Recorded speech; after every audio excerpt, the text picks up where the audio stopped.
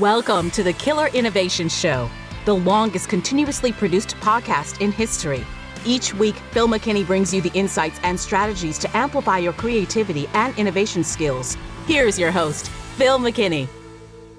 3 global giants, 3 chances to see the future coming right in front of them.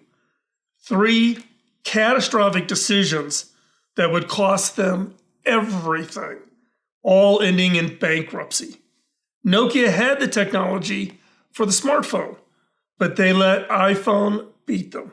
Instead, they lost $100 billion in value. Kodak invented digital photography, but yet then fought against it, ultimately ending up in bankruptcy themselves. Blockbuster could have acquired Netflix for something like $50 million. Didn't do it. They thought it was a niche. Today, Netflix is worth over $100 billion. But here's what everybody missed. These aren't just bad decisions. These aren't just decisions because of some quirky executive. They were a pattern of a deadly psychological trap that's affecting every organization. Your organization, my organization, every organization right now. And the scariest part is the most successful you are, the more likely you are to fall into it. So today, I'm going to show you the hidden pattern that destroyed these 3 giants. I'm also going to talk about 8 other companies that were significantly impacted, and most of them killed off. Why your team might be more vulnerable than you think. You think, this doesn't apply to me. And more importantly, how to make sure that you are not the next one. Now, first off, let me take you inside of Nokia, and particularly in the conference room, where an engineer presented a breakthrough that could have saved the company. But what happened instead is it cost them $100 billion. The engineer stood nervously. He held the prototype of a full touchscreen phone. And he was really talking about this new device, this new great user interface. Now, he was nervous. He was trembling. And it wasn't from the weight of the device, but from the weight of the moment. This would have transformed everything we knew about phones at the time. But you know what the response from Nokia management was? Interesting. But that's not how phones work. 1 year later, Apple launched the iPhone, and Nokia's decline began. Not because they lacked the innovation, they had this engineer sitting in the room talking about it, but because their organizational mindset quietly suffocated it. You might think the story is about a single bad decision. It's not. It's about the subtle force that's killing innovation in your organization and all organizations right now. And what that is groupthink. And here's what you should keep you up at night. The organizations that succumb to it never saw it coming. In fact, many were convinced they were making the right decisions.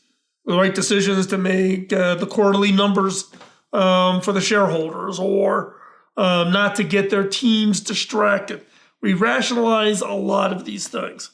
But they thought they were making the right decisions right up to the moment that it was proven to be catastrophically wrong. Now, what I call groupthink, and I also call it collective delusion. The price of groupthink is rising exponentially. In today's kind of rapid fire business, change and economics and politics and you name it, things are changing at an absolutely incredible pace. The average lifespan of an S&P 500 company has gone from 60 years to less than 20 years. And it's accelerating to be even less. So our largest companies who get to a size and who think that they can't fail because of that size, are failing. And the reality is, the faster your market is moving, the more susceptible your organization becomes to groupthink. Consider these sobering examples. We talked about it. Kodak invented the first digital camera back in the 70s, and then poo-pooed it, saying it'll never work. It ultimately led to the bankruptcy after a century of market dominance by Kodak. Blockbuster dismissed Netflix. Oh, it's just a small little niche thing. This streaming thing is never going to work out. And rejected. Netflix came to them and offered to sell themselves to Blockbuster for $50 million, and Blockbuster turned it down. And now Netflix is $100 billion plus. Talk about Boeing, the 737 MAX. The crises emerged partly because engineers who raised safety concerns faced subtle pressure. Not the CEO saying, don't talk about it, but subtle cultural pressure to stay quiet. Ultimately, it cost 346 lives, untold number of jobs, and billions in market cap, and Boeing is struggling to survive today. So what makes groupthink so dangerous? It isn't just people agreeing with others. Do we agree on that this product should be blue or whatever? That's just simple consensus, and which can be very valuable. Instead, groupthink is a psychological phenomena where the desire for harmony and conformity leads to irrational, illogical decision-making. Think of it as an organizational disease that can attack basically 3 vital systems inside your organization. How your organization perceives reality, how it communicates internally, and how it makes decisions. So how do you perceive reality, how it communicates internally, and how you make decisions? What makes it particularly lethal to innovation is its subtlety. It's not bold, it's not pounding you over the head. It's just the subtle little change that happens. It's kind of like high blood pressure. Groupthink often has no symptoms that manifest itself until significant damage has already been done to the organization and to your innovations. Organizations don't realize they're suffering from it until a major market shift happens or a crisis reveals the cost of their collective delusion. Now, when I help organizations identify groupthink, I compare it to the disease model that can attack 3 vital systems in your organization. And like any doctor diagnosing an illness, you need to recognize which system is under attack to apply the right treatment. The challenge?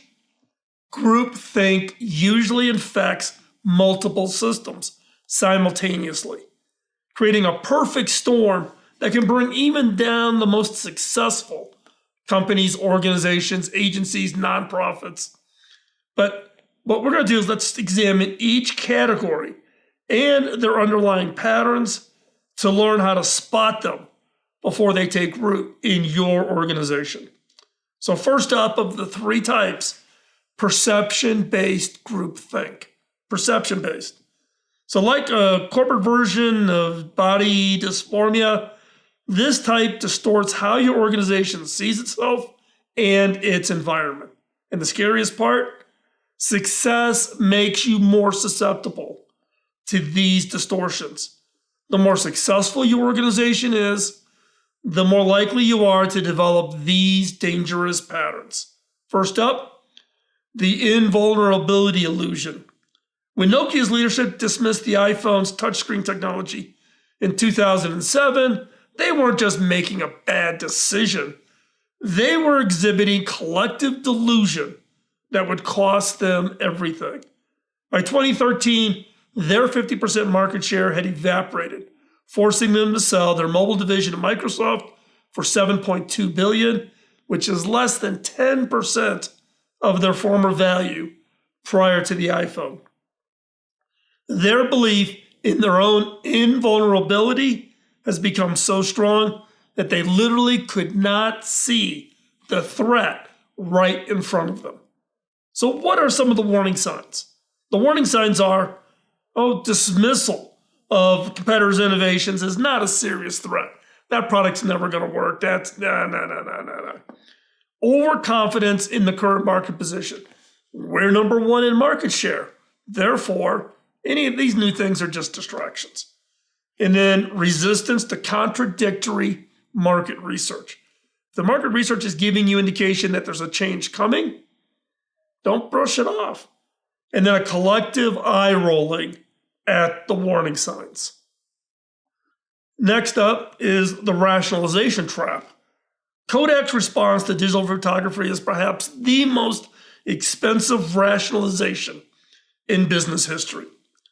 Despite inventing the first digital camera, their misjudgment collectively constructed and evaporated a set of justifications for why digital technology would never replace film.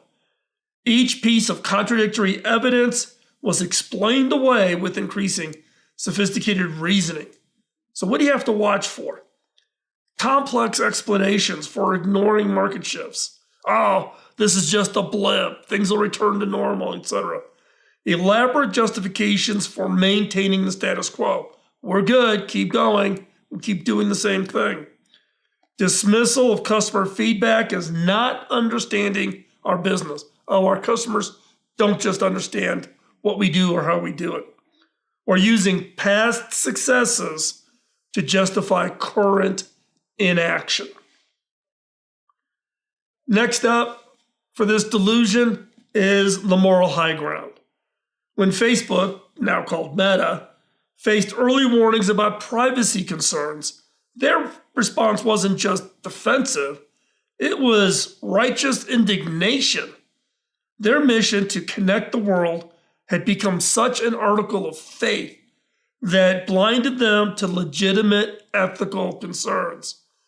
Now, when Facebook faced early privacy concerns, they dismissed it. Again, they just said that the market and politicians, they just don't understand our mission. But when the information came out, when they were working with third parties and providing them this data that really exposed all of the desires and wants and wishes and things that maybe people didn't even know about themselves to these third parties, who then turn around and used it against the people for advertising and those types of things, it became a real challenge. This righteousness cost Facebook $5 billion in FTC fines, Federal Trade Commission fines. And that which was the largest FTC fine ever at that time. And it triggered the largest one-day stock drop in market history. Now, Facebook, Meta, has been able to survive, but their reputation took a significant hit. And they've been struggling to regain that ever since. So what are some of the red flags? Dismissing ethical concerns as not getting your mission, or using company values to justify questionable practice. We're here to connect the world. This is a better way to connect. Treating critics as enemies rather than stakeholders. And collective belief in inherent righteousness. We're right. You're just not smart enough. You're not intelligent. You don't know what we know. We're right. You should just trust us. And Facebook suffered. So that was really the collective view of really looking at, what I refer to really as this perception-based group think. And it's one where if you are having success, this is incredibly hard to get the organization to open their eyes to. Next up, number 2 of the 3 types, communication-based groupthink.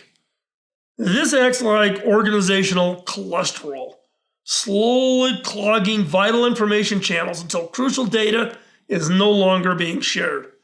By the time you notice the symptoms, significant damage to the organization has already occurred. Something that you just can't snap your fingers and fix. So what are the different types or styles of this communication-based groupthink? One is pressure cooker.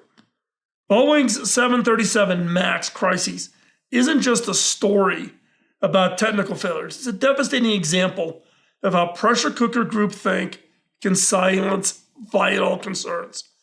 Engineers who raised issues faced both subtle and overt pressure to stay quiet. This wasn't just poor communications, it was systematic suppression of information that ultimately cost lives. So what are the warning signs? Subtle retaliation against those who raise concerns. The famous "don't bring me problems without solutions" culture. Career advancement tied to agreement with leadership, or the celebration of team players over truth tellers. This is one that a lot of organizations, particularly ones driven by performance KPIs that are not the correct KPIs, can easily find themselves falling into.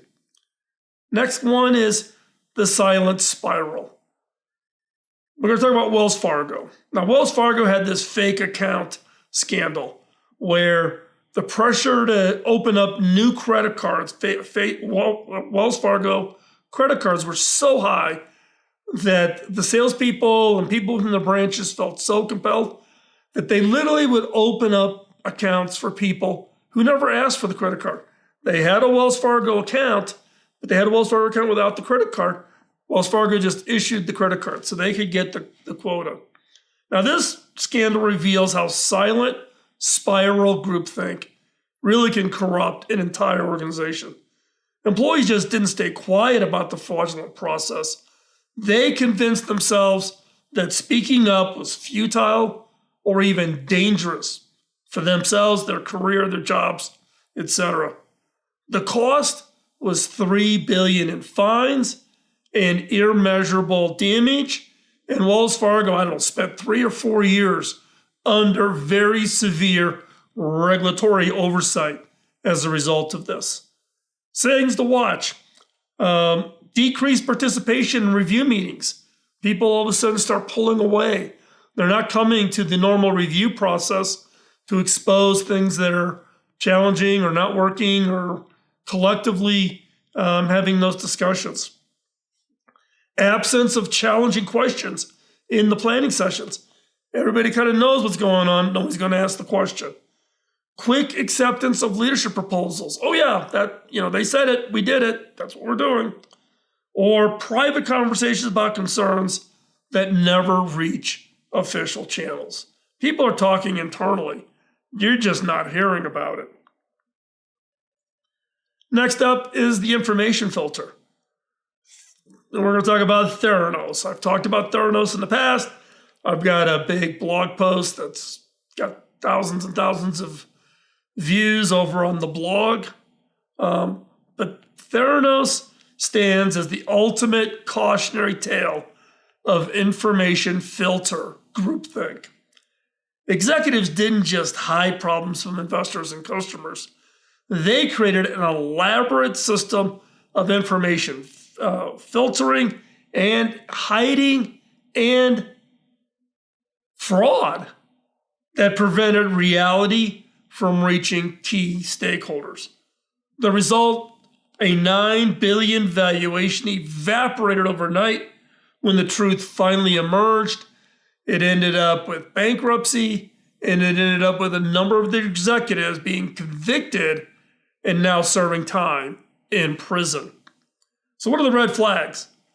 Multiple layers of review before information receives the top. No, you can't send that information in an email directly to the CEO. I need to review it first. I need to review it second. I need to review it third. Then, and you don't know what your information got changed, filtered, or edited. Massaging of data before executive presentations. We're going to make the data fit what the executive expects. Gatekeepers. Gatekeepers who protect leaders from bad news. They don't want anybody to know. They keep departments segmented. Don't tell that department what's going on in this department. And different versions of reality at different organizational levels. Everybody at the top thinks it's great. Everybody at the bottom is like, oh my God, this is a dumpster fire. And then next up, cascade effect. And we're going to talk about BlackBerry. Now, some of you probably don't even know what a BlackBerry is. I had one. I actually had one of the original ones way back. But BlackBerry's response to the iPhone, again, an iPhone being so disruptive to a number of established markets and industries.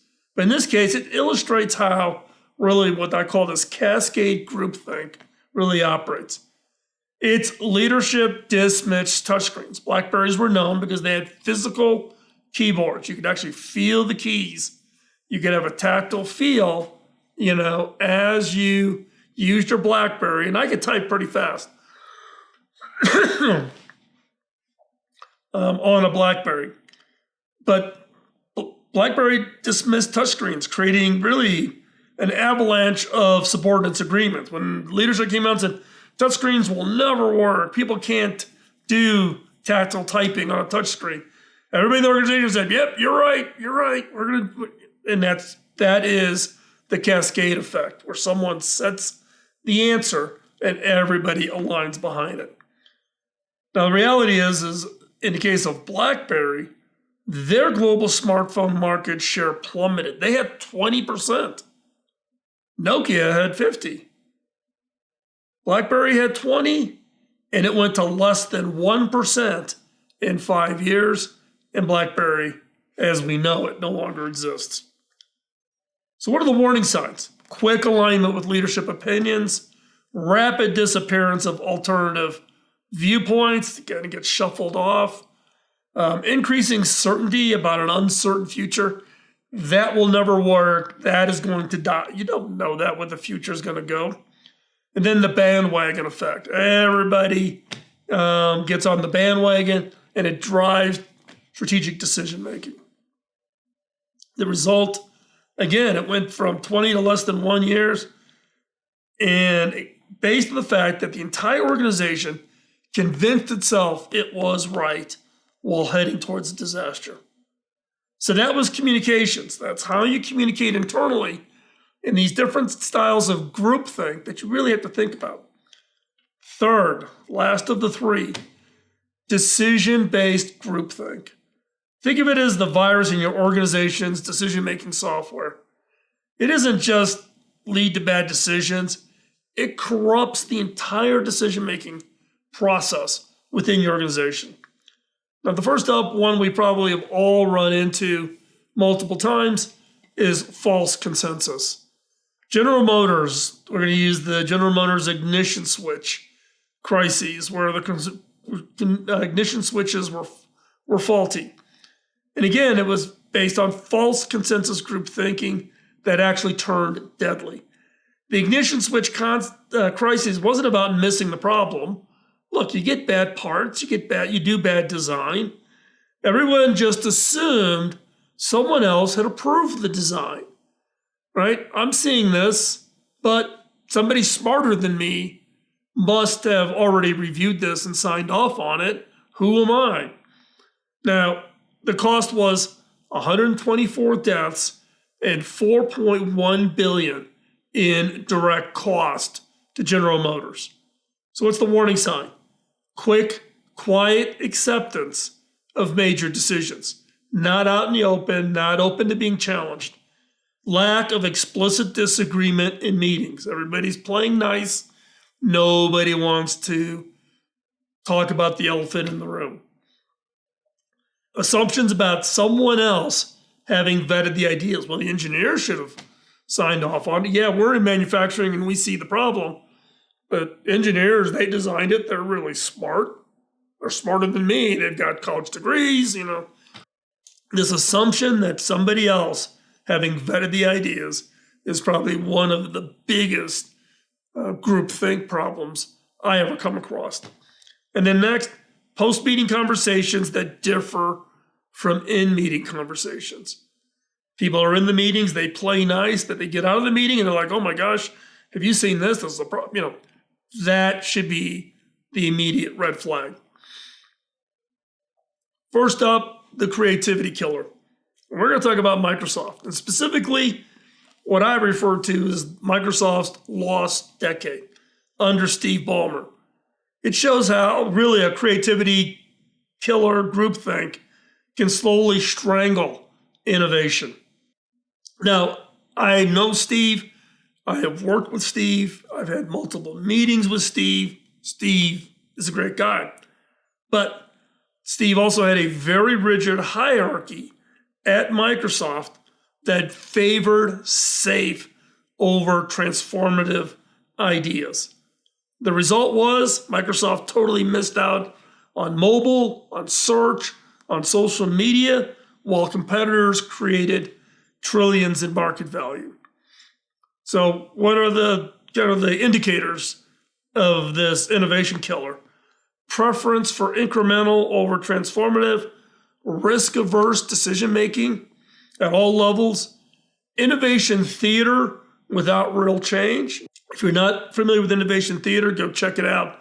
I actually have done another video and a podcast episode on this. And then celebration of predictability over possibility. For Steve, it was all about making sure he met Wall Street expectations, driven by the quarterly results. So the entire culture got transformed. And basically, when you think about what was really transformative that came out in the Steve Ballmer era, not a whole lot. Another one in this decision-making trap is short-term decision. We're going to talk about Sears. I've recently written a blog post. I'm from Chicago. Sears is the hometown wonder story and demise. Now, in this case, it was Sears not really doing digital transformation. It totally failed at transforming from brick and mortar to digital. And again, it got stuck on this short-term trap groupthink that really blinded the entire organization to its future. They choose immediate profits over e-commerce investment. No, we're not going to divert funds from the stores and from brick and mortar to fund what would have been a pretty significant investment. But think about it. If Sears had made that investment, they could have been the Amazon. The result really was a 132-year-old retail giant filed for bankruptcy while online competitors, Amazon, and you name them, had dominated the market. So what's the warning signs? Prioritizing quarterly results over long-term investments. And believe me, this is a tough one because CEOs get measured, bonuses get tied to quarterly results. And I don't think that it should be that way. Maybe I'll talk about that at some point in the future. But again, the quarterly results really does become a real challenge for organizations, primarily because of the challenge of you don't get rewarded for these kinds of innovation assessments.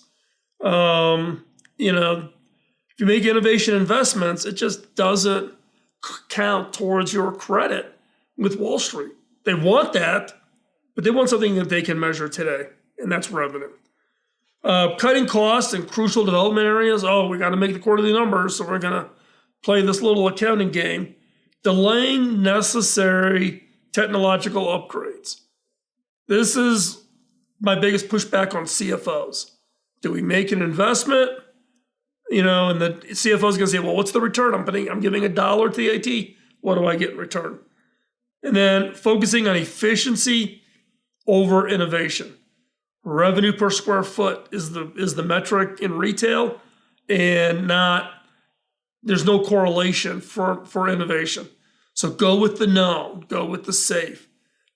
This really is the short-term trap that, quite honestly, all publicly traded companies globally suffer from, universally.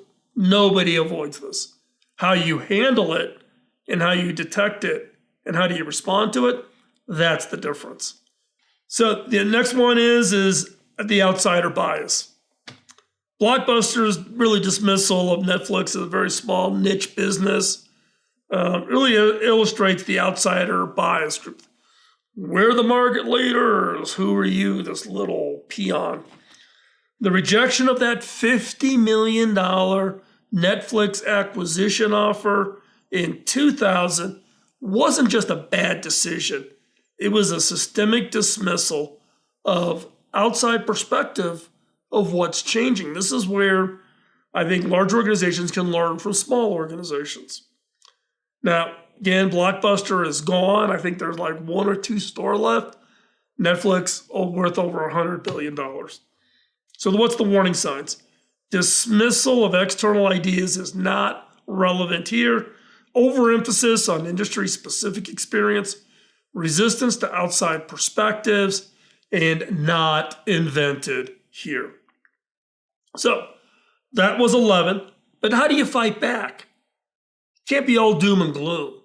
What is it you can do on your team, in your organization? What's the reply? How do you support this?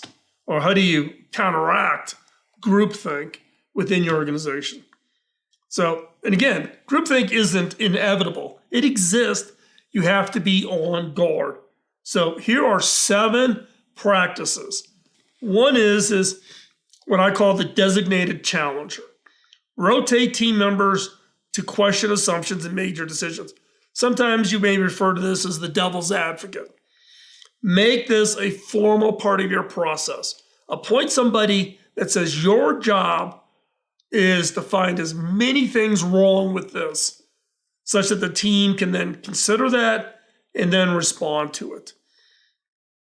And it's a tough job, so don't make it one person's permanent job. Make it such that you rotate amongst the people on the team who is the designated challenger.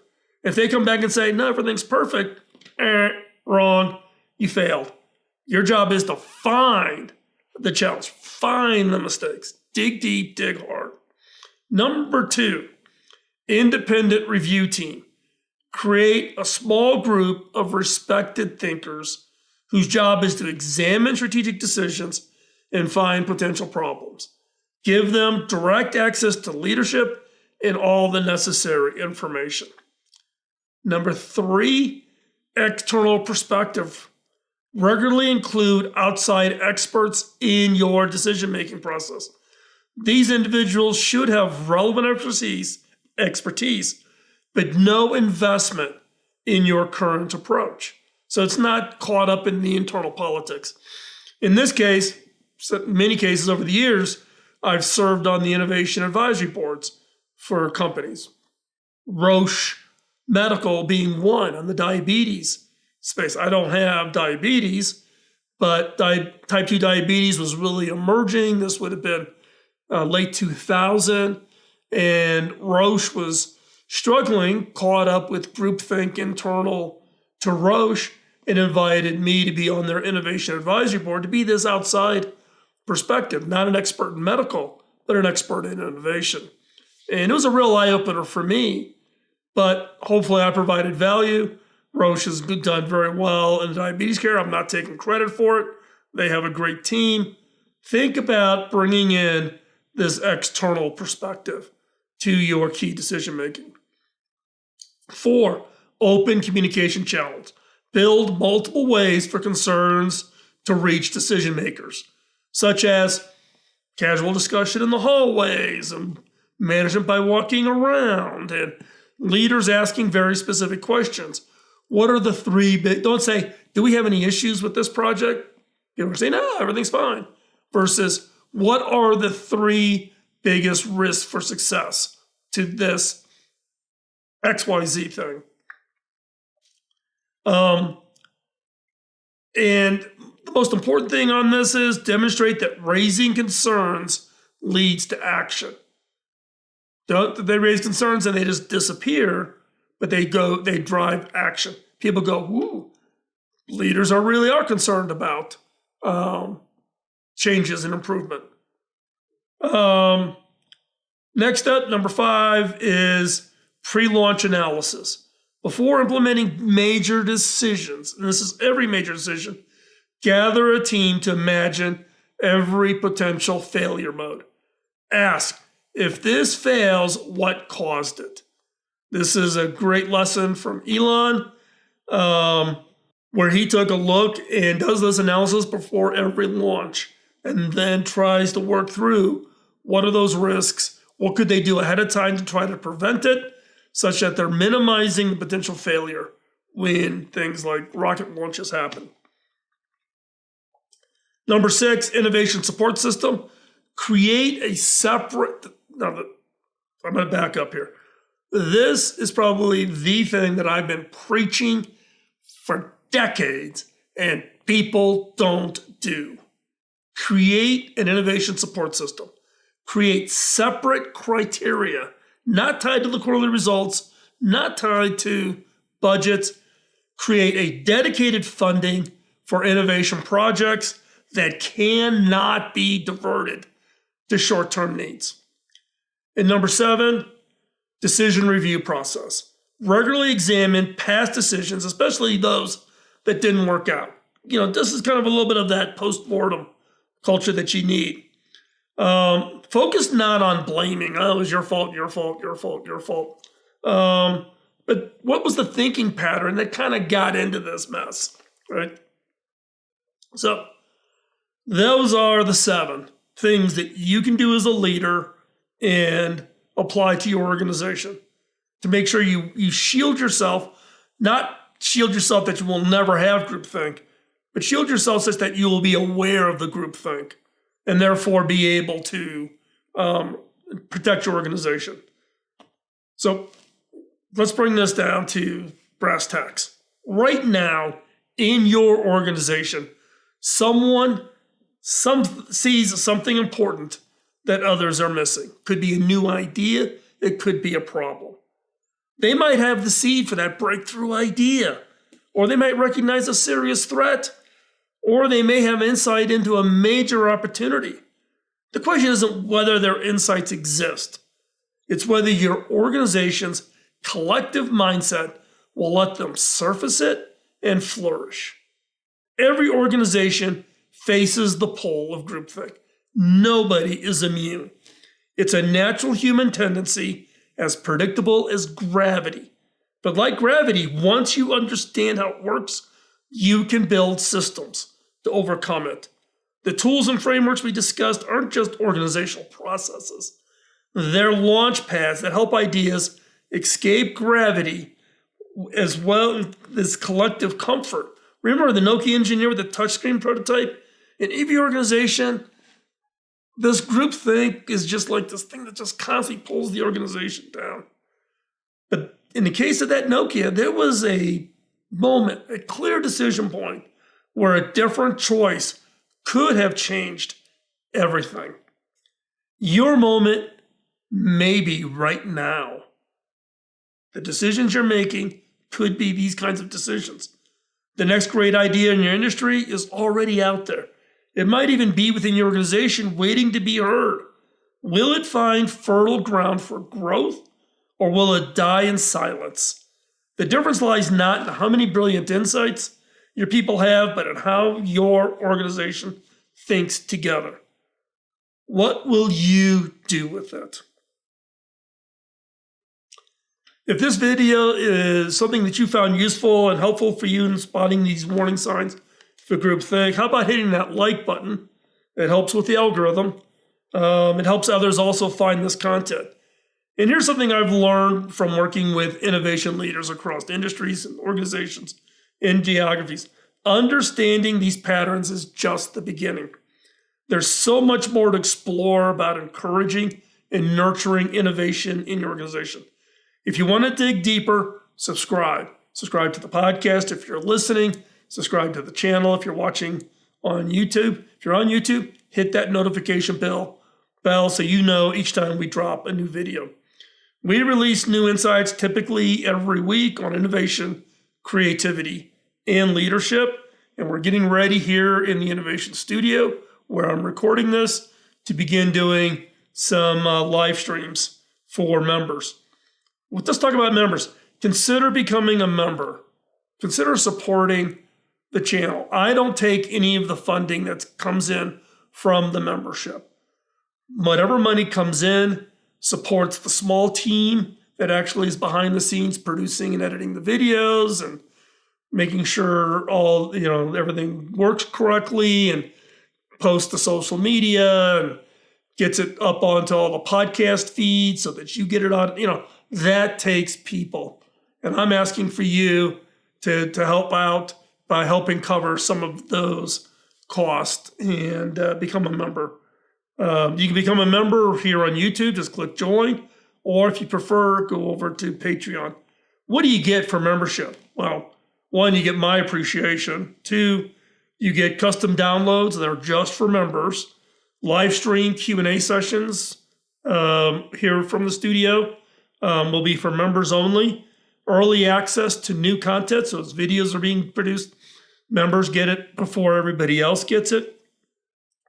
Behind the scene insights and information, showing things that we don't put out there in the normal channel. And then you also get access to the private community discussions over on Discord. We have a Discord community just for members.